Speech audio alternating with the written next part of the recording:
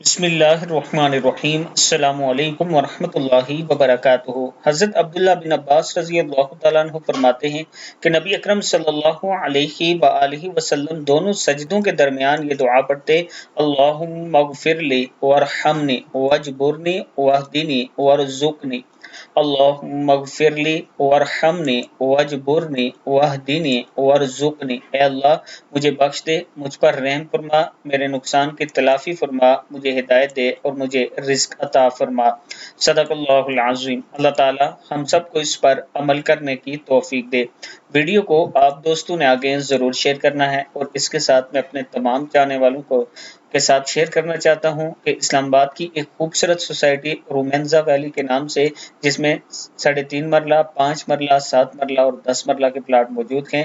یہ میرا what's app number ہے، آپ مجھ سے رابطہ کریں، آسان قسطوں پر آپ یہ پلاٹ اپنا بنا سکتے ہیں۔